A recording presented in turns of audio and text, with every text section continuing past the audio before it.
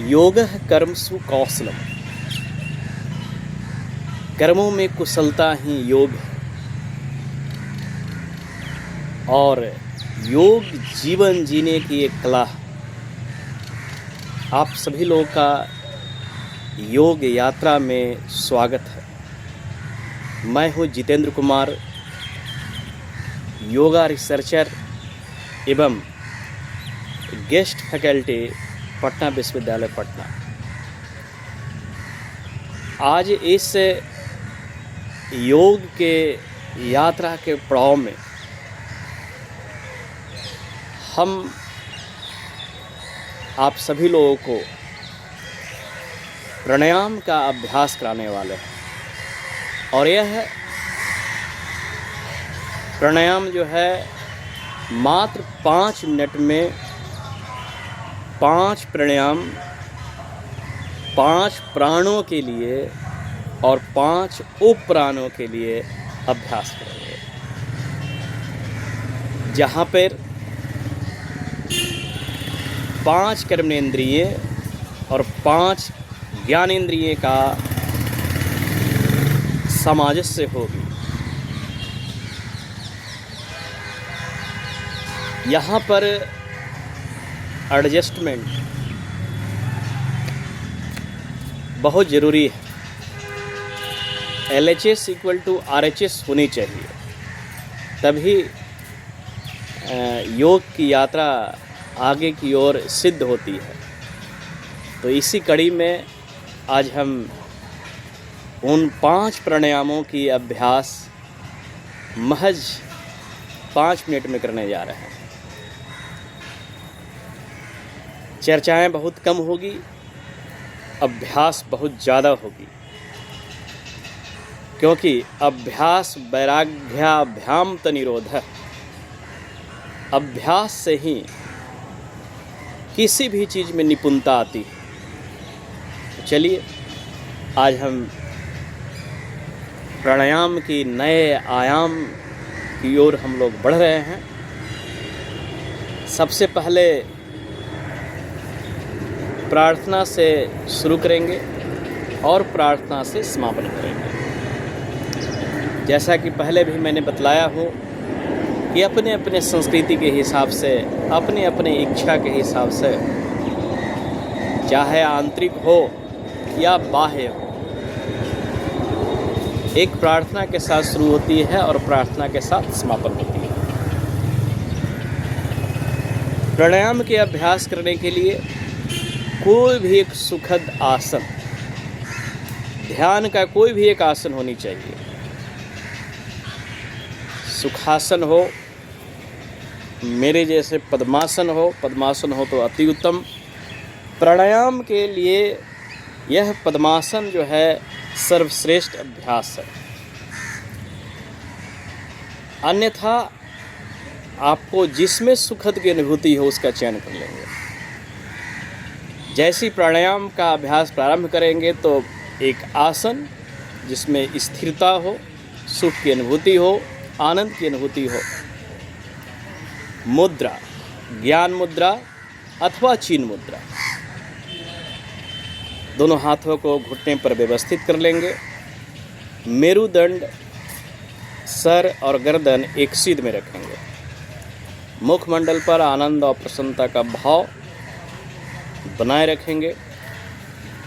पूरे अभ्यास के दौरान कोशिश करनी है कि पैर के अंगूठे से लेकर सर तक तनाव बिल्कुल ही नहीं, तनाव मुक्त अवस्था।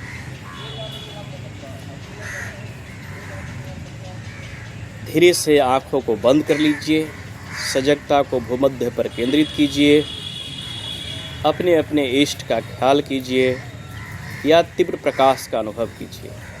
लंबी गहरी श्वास लीजिए, छोड़िए, लीजिए, छोड़िए। 3 बार डीप ब्रीथिंग। तदुपरांत भस्त्रिका प्राणायाम से प्रारंभ करेंगे। मैंने पिछले भी क्लास में चर्चा किया हो कि शरीर से जंग को हटाने के लिए अर्थात शुद्धता के लिए पहला भस्त्रिका प्राणायाम, डीप ब्रीदिंग, लंबी गहरी श्वास लेनी है, श्वास छोड़नी है। जितने सेकंड में आप श्वास लेंगे उतने ही सेकंड में श्वास छोड़नी है। हाँ, एक बात को और ख्याल रखनी है कि श्वास भरेंगे तो सिर्फ उदर का विस्तार नहीं होने देंगे, ये छाती का विस्तार होगा और संकुचन होगा। इस प्रकार श्वास भरेंगे तो मानो कल्पना कीजिए कि विस्तार हो रहा है, श्वास छोड़ेंगे तो संकुचन हो रहा है, श्वास भरेंगे छोड़ेंगे। इसी विधि को अन्य योगाचार्य योग गुरुओं के द्वारा इस प्रकार सिखाया जाता है। श्वास लिया, श्वास छोड़ा, श्वास लिया, श्वास छोड़ा।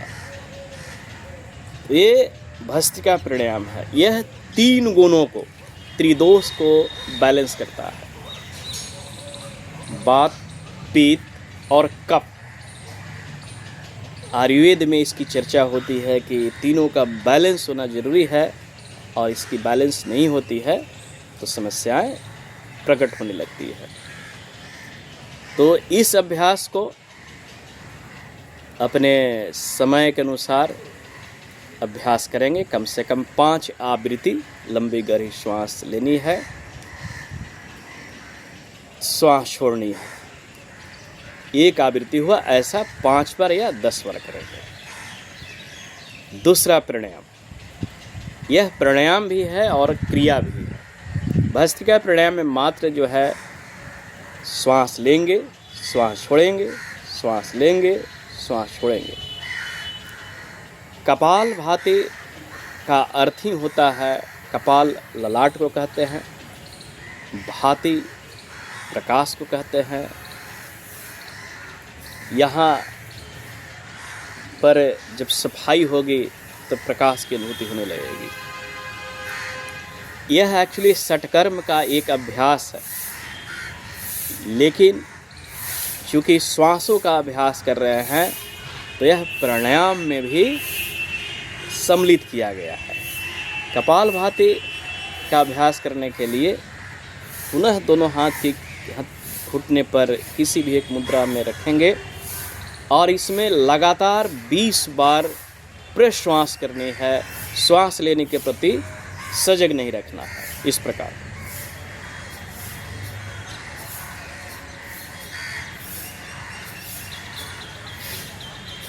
लगातार 20 बार जब प्रश्वास करेंगे तो एक बार रुकना है और इस प्रकार से लंबी गहरी श्वास भरकर श्वासों को बाहर छोड़कर मूलबंध, उड्डयन बंध और जलांधर बंध,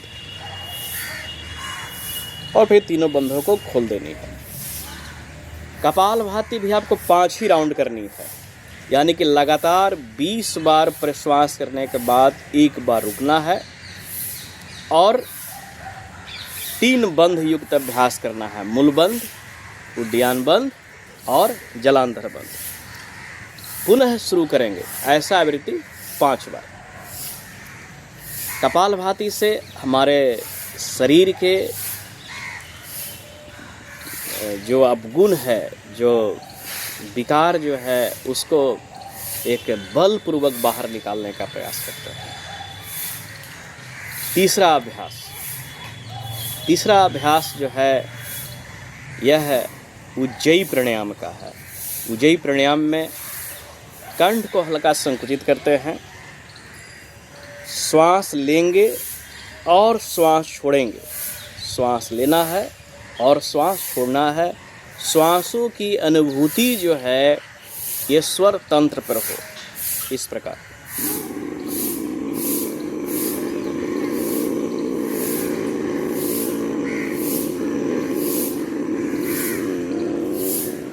दाहिना नाक को बंद करेंगे, बाएं नाक से श्वास को छोड़ देंगे। पुनः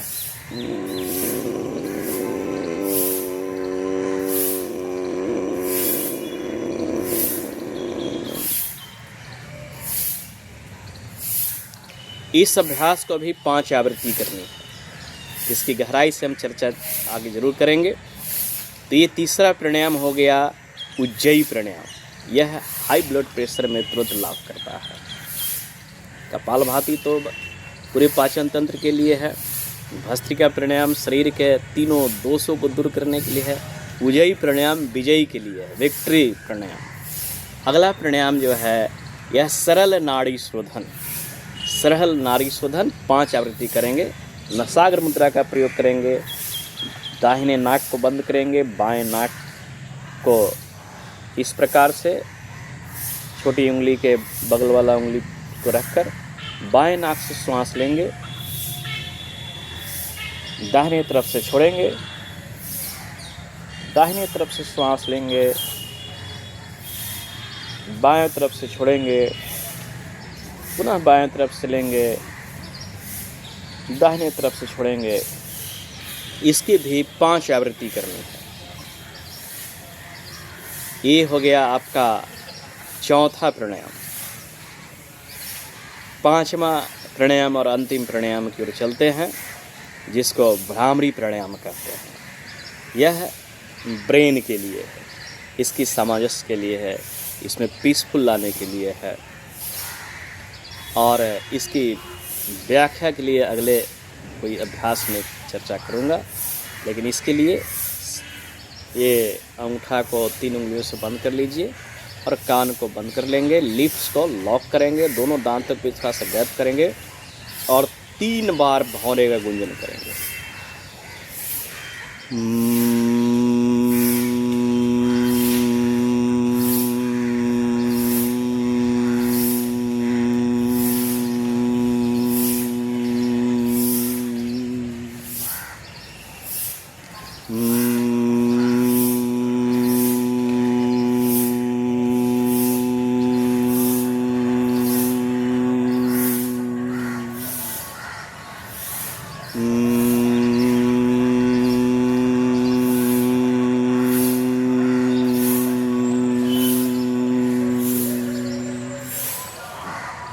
अंत में दोनों हाथ गोद में पुनः 3 बार वो मंत्र का उच्चारण।